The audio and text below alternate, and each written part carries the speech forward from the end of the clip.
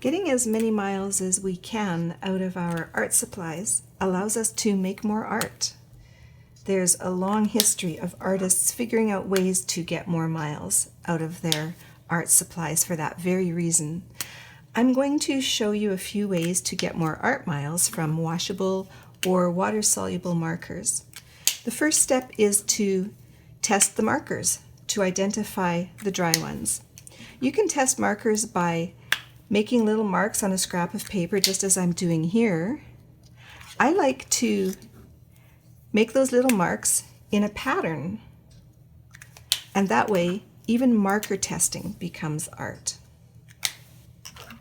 When you find some markers that are dry, I encourage you to experiment with them, especially if you find some markers that are dry-ish but not completely dry. Dry-ish markers are at a special stage when they're not fresh anymore, but they're not completely dry. And they produce some beautiful effects when you layer them. This is a layering of magenta and orange. This is a layering of blues and greens and turquoises. Layering this way works really great for things like sunsets and sunrises or water or trees. After you've experimented with dryish markers and are ready to revive them, so they're almost as good as new, we can do that, and I'll show you how. As long as we're using washable or water-soluble markers that we can take apart, we can revive them with water. If we use tap water, the markers are very likely to become moldy, so we need distilled water, which comes in big jugs like this and costs about $3 or $4 at the drugstore or the grocery store. You may already have some at home because some people use distilled water in the iron or for contact lenses. I decant some distilled water from the big jug into a smaller squirt bottle.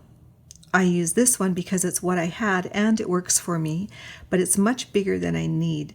You could certainly use a smaller squirt bottle or an eyedropper. The drops of water that come out of this tip are fairly big, and I've learned that it takes about 3 to 5 drops of water to refresh a marker. If you're using something that produces smaller drops, you may need more drops. Experiment very carefully because adding too much water will result in an inky mess the next time you open the marker. Use pliers to take the top off the marker.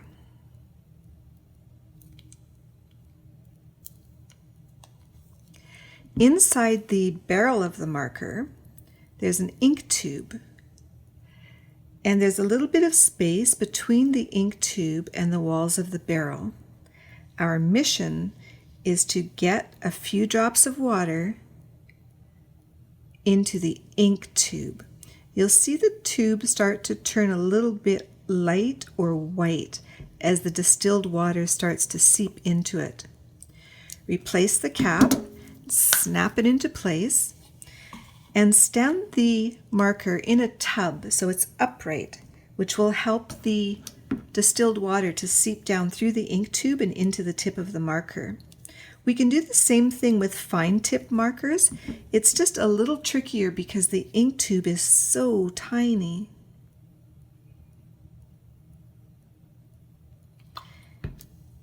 And snap the top back into place.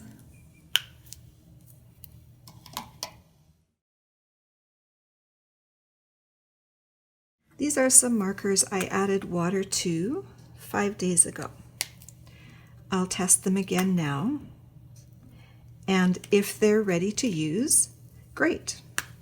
And if they're still a bit dry, I can add a few more drops of water and set them upright and leave them for a few days while the distilled water seeps through the ink tube and down into the tip. Each time we refresh a marker by adding water to it, the color will become progressively lighter. Let me show you what I mean.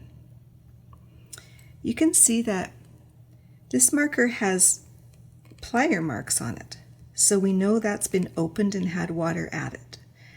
This marker does not have plier marks on it, So we can't tell if it's a new marker, but we can tell that it hasn't been opened and had water added. Let's compare the colors. This is the new marker, or the marker that has not had water added. And this is the marker that has had water added. You can see that the marker that's had water added is just ever so slightly lighter than the marker that has not had water added. Refreshing or reviving markers is a great way to expand your range of marker colors. Here's yet another way to get more art miles out of markers. After you've refreshed a marker 2 or 3 times and you're not enjoying the color anymore, we can make marker paint. In this tub are a few ink tubes and marker tips from orange markers. As you can see, they're not all the same color, and they don't need to be. I always use color families to make marker paint. I'm going to add a few more ink tubes and marker tips to the tub.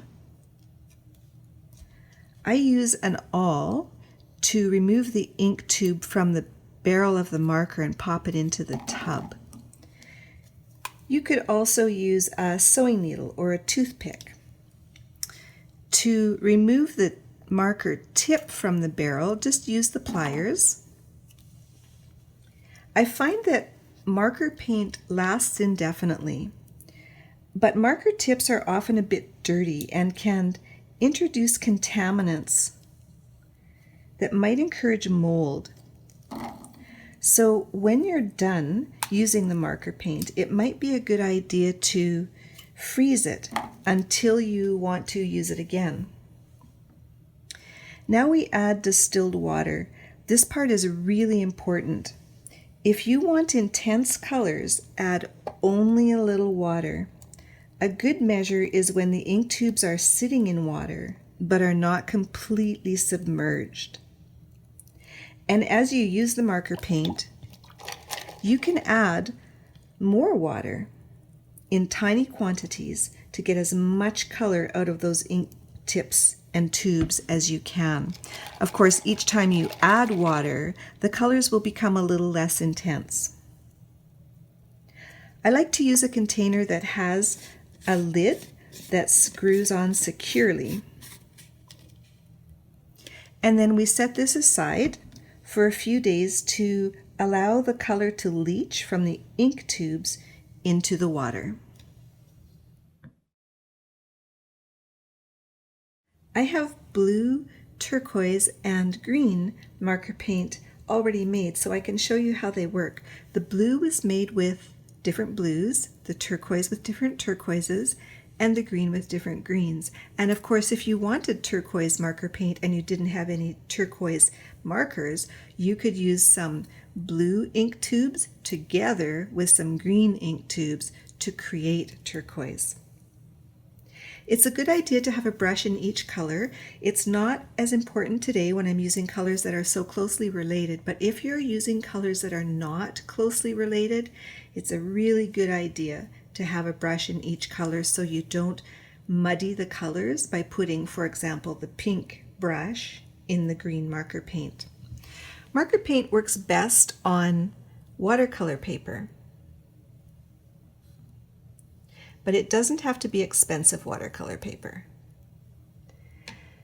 Dip your brush right down into the bottom of the container, in amongst the ink tubes.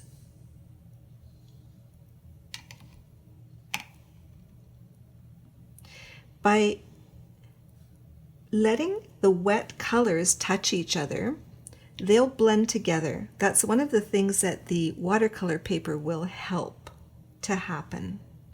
It takes a little while for the blending to be complete, but it will happen over time. I have some samples of paintings done with marker paint that are already dry. This one is done with blues and turquoises and greens.